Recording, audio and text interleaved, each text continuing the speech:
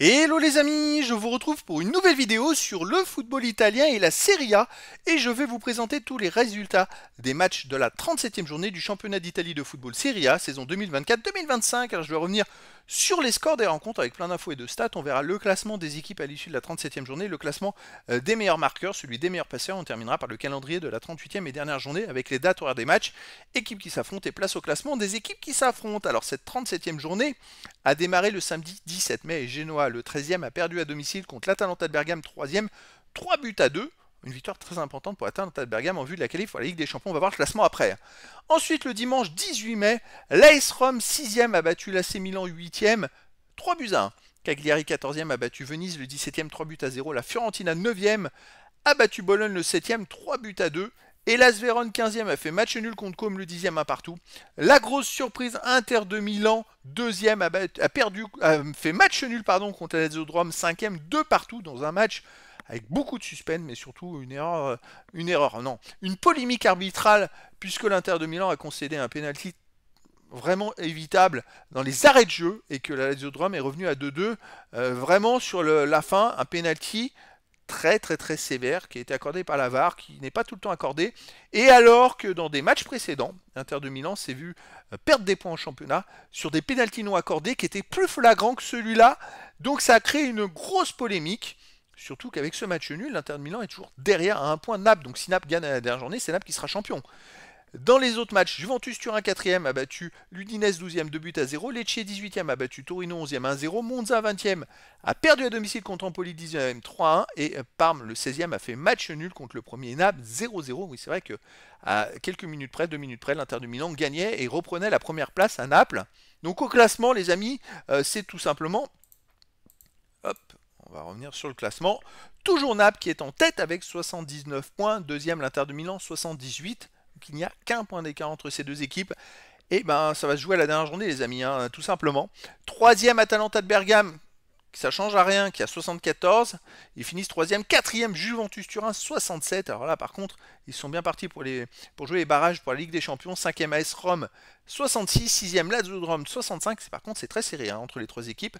Septième Fiorentina et huitième Bologne 62 points. Neuvième AC Milan 60 points. C'est dommage la défaite de Milan, ils ont fait une belle remontée, mais là ils vont échouer de justesse pour la place en Coupe d'Europe. Ensuite 10e Côme 49, il y a un écart de 11 points entre le 9e et le 10e, c'est assez phénoménal. Mais Côme va finir 10e, une belle remontée pour une équipe je crois qui était relégable à la trêve. Et avec l'arrivée de Maxence Cacré, ça a tout changé. 11e Torino et 12e Udinese avec 44 points. 13e Genoa 40, 14e Cagliari 36, 15e Hellas Vérone 34, 16e Parme 33, 17e et 18e Lecce et Empoli. C'est très serré pour le bas du classement, 31 points. 19e Venise 29 points et 20e Monza avec 18 points. Donc Monza descend et ça va se jouer entre Lecce, Empoli et Venise pour les autres places. C'est quand même assez fou, vraiment, voir Parme qui pourrait se retrouver, je crois, le 18e va être barragiste pour la relégation, donc attention. Alors au niveau des meilleurs marqueurs, en tête Matteo Retegui de l'Atalanta de Bergame 25 buts, deuxième Moiskin Fiorentina 18, troisième Lookman de l'Atalanta de Bergame avec 15 buts, quatrième Ex-aequo Orsolini de Bologne et Marcus Thuram de l'Inter de Milan 14, 6e Lukaku de Naples 13, 7e Ex-aequo Martinez de l'Inter de Milan et Dovic de Rome avec 12 buts. Pour les meilleurs passeurs, en tête Lukaku de Naples avec 10 passes décisives, deuxième Ex-aequo Pulisic, dans le deuxième tout seul Pulisic de l'AC Milan avec 9 passes décisives, troisième Ex-aequo Leao de l'AC Milan, Belanova de l'Atalanta de Bergame, passe de Côme et Tavares de la Lazio de Rome avec 8 passes décisives. Alors le calendrier de la prochaine journée, la dernière journée aura lieu le dimanche 25 mai 2025 à 15h, tous les matchs en même temps. On aura un AC Milan 9e contre Monza 20e. Est-ce que l'AC Milan peut récupérer la 8e ou la 7e place peut-être pour aller en Coupe d'Europe? On ne sait pas. L'Atalanta de Bergame 3e qui recevra Parme 16e. Bon, ils seront sûrs de finir 3e. Bologne 8e recevra Genoa 13e. Si Bologne gagne, voilà, ils ont le destin entre leurs mains. Côme 10e recevra l'Inter de Milan 2e. L'Inter de Milan qui joue à Côme, qui est vraiment une équipe embêtante sur cette deuxième partie de saison.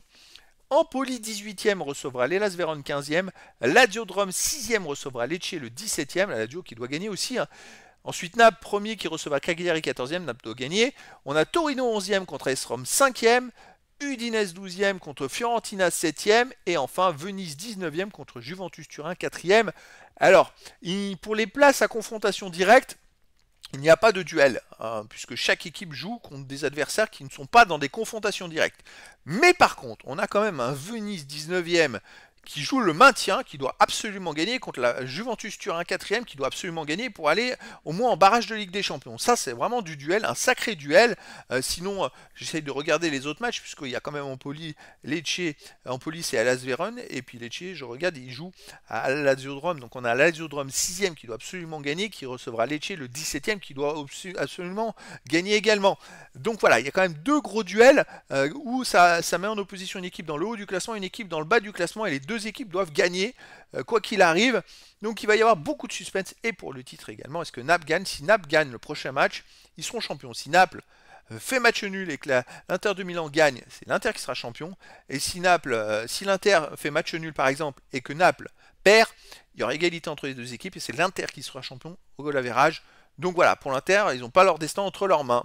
Donc c'était la présentation, les amis, des résultats Infostat et surtout classement à l'issue de la 37e journée du championnat d'Italie de football Serie A saison 2024-2025. Voilà les amis, je vous dis à très bientôt pour une nouvelle vidéo.